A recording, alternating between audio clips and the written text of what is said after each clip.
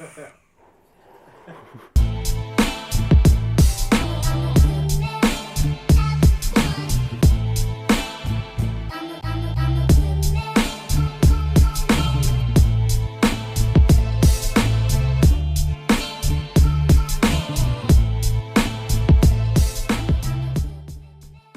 what's up YouTube? This is Vape Messiah here today at Vape Central. Today's topic discussion will be on your standard mechanical mod versus your box mod. So let's jump right into it and discuss and compare and contrast which is really better for your average typical vapor. So we're gonna first start off with the mechanical cylinder mod. So starting off, this is a Sub-Zero mod with a short switch with silver contacts. What's so unique really about this mod and what separates it from the rest of the mods is really this. On the contacts, you're always going to get a full connection, and what I mean by that is there's 4 silver pieces holding together by an O-ring. So what I mean by that is that there's 4 silver pieces held together by a small O-ring that sits underneath a spring, and as soon as you press the spring up, it pushes the contact to make direct contact to the contact. Therefore, every time you're pushing the switch, no matter what part of the button you push, you're always getting a solid connection. So the top part is the atomizer, and the atomizer screws on, and there's a pin that you can just simply pull out. It's not even screwed. So this is the top contact piece. So here's the atomizer. It screws on to the top part of the mod that screws in, but the contact itself, there's 2 pieces. One of them you just pop right in and you press it down so it touches the atomizer connection, and this part is simply just to adjust and make the connection from the battery to the atomizer. I'm gonna show you what my standard build looks like and how conductive that is with this mod. This build is a 23 gauge 5 wrap on a 0.3 millimeter diameter screwdriver with native wicks cotton.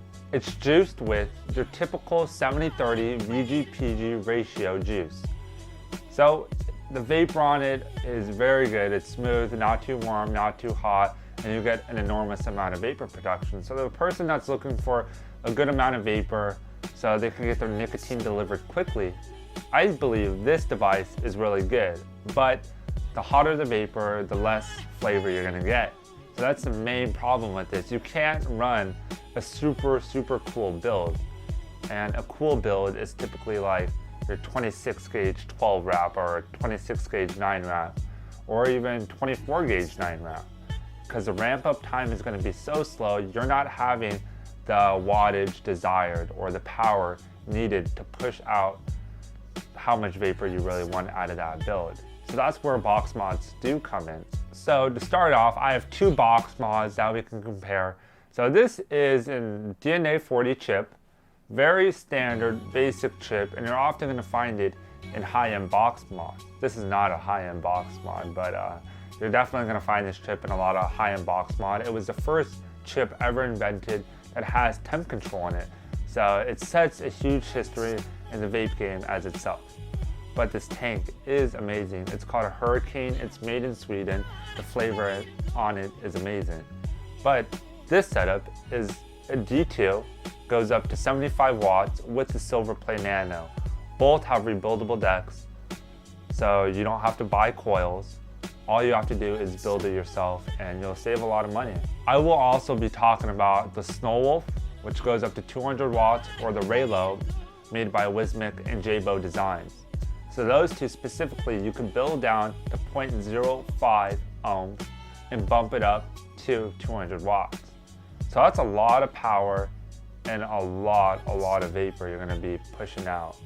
But you're also gonna have to take into consideration of your battery life. You know, how quickly are you gonna have to replace your batteries, switch out your batteries, and the same thing with the mech mod. I love using box mods personally because I can set it at any specific watt I desire. So every time I push the button to fire, I'm getting a very consistent hit every time. And I don't have that with the Mech Mod. My battery is always draining and I'm not getting that same consistent hit every time. So when I first put in my battery for my Mech Mod, this is my Mech Mod, my cylinder Mech Mod. Every time I put in a fresh battery, I get the most powerful hit ever.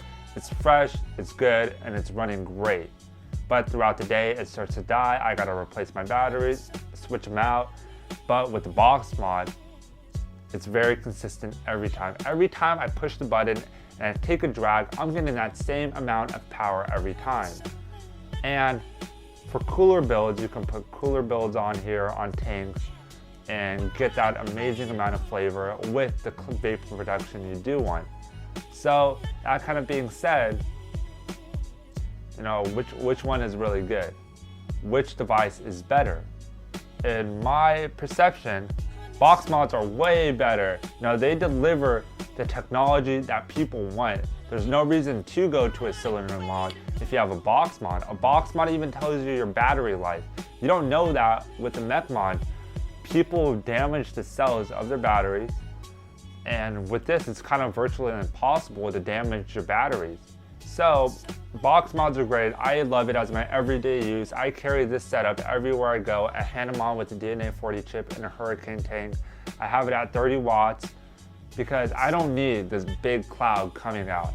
I simply vape because I love nicotine. And nicotine is delivered and best in a tank, I believe. You know, I get that flavor of amazing juice.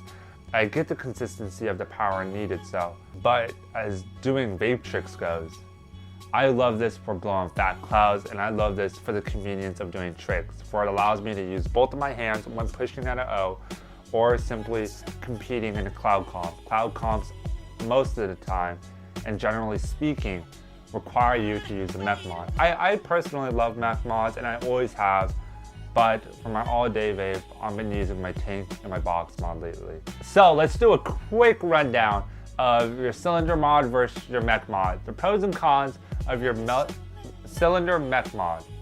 This is the pros and cons of your cylinder Mech Mod. So the battery life obviously sucks. I gotta change out my battery 2 to 4 times a day on a 0.14 build. That being said, not only do I have a battery life that I have to constantly swap out depending on how much I vape really, I have to constantly be dripping juice onto my cotton every time. So when I'm driving, when I'm busy, I don't have sometimes the time to drip. Sometimes, and especially with warmer builds, I don't have the flavor I want. So let's get into the pros and cons of box mods. This is a hand mod with the DNA 40 chip with the Hurricane. So the flavor on here is amazing. It holds one 18650 battery, and it's perfect for comparing and contrasting against the cylinder mod since they both only hold one battery. And that being said, I'm using a tank. It holds about 3 mLs of juice, so I'm never running out of juice. When I'm driving, I roll down my windows, I vape, I can enjoy the day at the beach, taking a walk. I don't have to stop and drip. The convenience factor is much there. I also have battery protection on this chip, so my battery cells never get damaged. It's only draining in it, and it stops working, and it won't even let me hit my mod when the battery is dead. So there you have it. Thank you so much for watching. If you have any questions, comments, or concerns, please feel free to comment down below. If you would like to watch more of my videos, please click here or here, and do not forget to subscribe. Thank you so much.